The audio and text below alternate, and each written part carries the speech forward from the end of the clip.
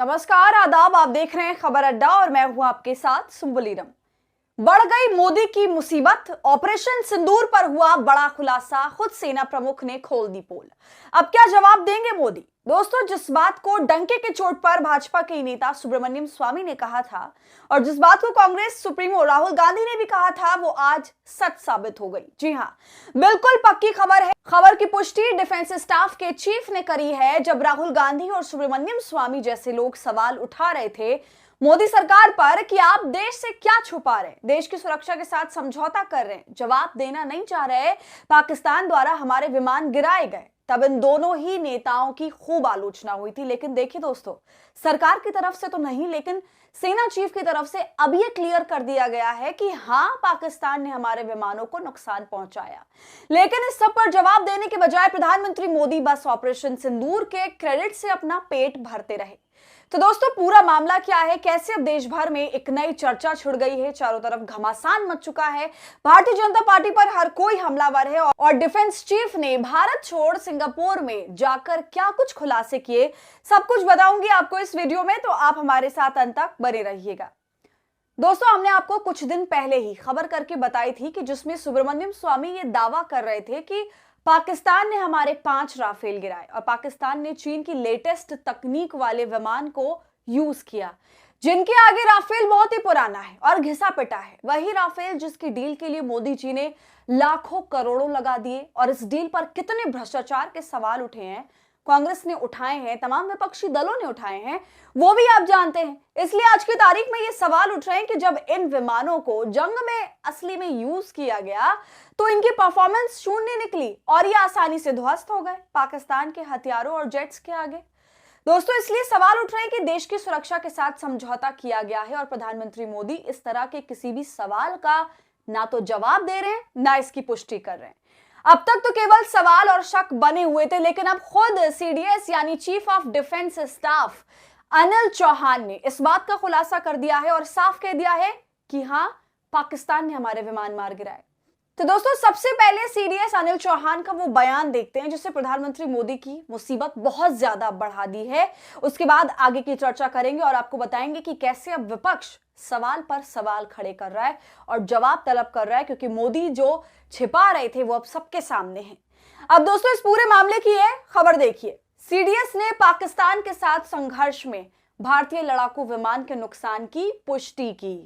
देखिए, खबर में आगे लिखा है कि शनिवार 30 मई को सिंगापुर में आयोजित शांग्री ला डायलॉग में हिस्सा लेते हुए ब्लूमबर्ग टीवी को दिए एक इंटरव्यू में उन्होंने कहा, यह महत्वपूर्ण नहीं है कि कितने विमान गिरे, बल्कि यह महत्वपूर्ण है कि वे क्यों गिरे। जब उनसे लड़ाकू विमानों के बारे में पूछा गया तो उन्होंने कहा, वे क्यों गिरे, हमने क्या गलतियां की, यह जानना महत्वपूर्ण है, संख्या महत्वपूर्ण नहीं है। इस बयान के बाद से दो बातें समझ में आती हैं। पहली ये कि इस जवाब से साफ जाहिर हो रहा है कि राहुल गांधी और सुब्रमण्यम स्वामी जो सवाल पूछ रहे थे वो बेमानी नहीं थे। साथ में सवाल यह भी खड़ा होता है दोस्तों कि आखिर क्यों इस बात का खुलासा भारत में ना करके विदेश में किया गया, और इस बात की जानकारी हमें ब्लूमबर्ग की रिपोर्ट से मिली। और यहीं से सवालों में और भी ज्यादा इजाफा हो जाता है कि अपने देश के मसलों का स्पष्टीकरण, सवालों का जवाब खुद अपने देश में ना देकर, अपनी जनता को ना बताकर आप विदेश में जाकर इस तरह की बातें कर रहे हैं।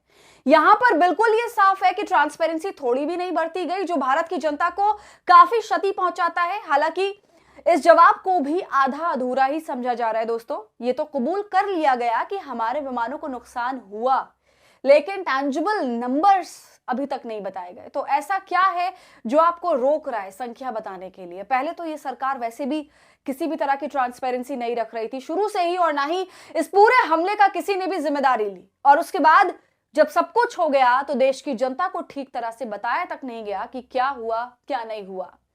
हमें इंटरनेशनल मीडिया से सब कुछ पता चला। दोस्तों, डिफेंस चीफ चौहान के बयान के बाद अब फिर से राजनीति तेज हो चुकी है कि सरकार आखिर सवालों का सीधा जवाब देने की जगह मुद्दों को उलझाती क्यों है हमेशा की तरह। आखिर इसका मकसद क्या होता है? दोस्तों, इस पूरे मामले पर सामरिक मामलों यानी कि जो स्ट्रैटेजिक मामले होते हैं उनके जानकार हैं बहुत बड़े ब्रह्मा चलानी ने क्या कहा वो जान लेते हैं, वो आपके लिए जानना बहुत जरूरी है। देखिए, खबर में लिखा है कि ब्रह्मा चलानी ने सीडीएस के बयान पर प्रतिक्रिया देते हुए कहा है कि वो खराब कूटनीति है उन्होंने एक्स पर लिखा, खराब सार्वजनिक कूटनीति, मोदी सरकार ने गैर जरूरी तरीके से भारत के चीफ ऑफ डिफेंस स्टाफ को सिंगापुर भेजा, जहां उन्होंने रॉयटर्स को दिए इंटरव्यू में भारतीय लड़ाकू विमानों के नुकसान को स्वीकार करके पाकिस्तान को प्रोपेगेंडा विक्ट्री सौंप दी। तो आप समझ सकते हैं कि इस बयान के बाद से कैसा सारा खेल पलटता हुआ नजर आ रहा है।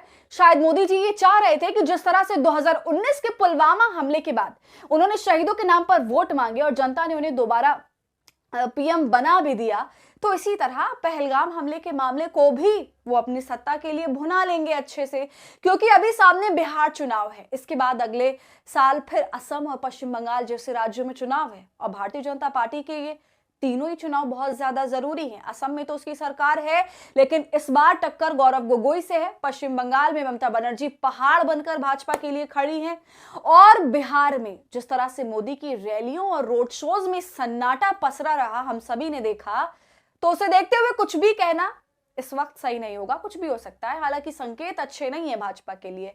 और इस खुलासे के बाद से तो बीजेपी को लेकर चारों तरफ से मोर्चा खुला हुआ है दोस्तों। तो आपका इस पूरे मामले पर क्या कहना है, हमें अपनी राय कमेंट कर जरूर बताइए। वीडियो पसंद आई हो तो इसे लाइक और शेयर कर लें और खबर अड्डा को यूट्यूब पर सब्सक्राइब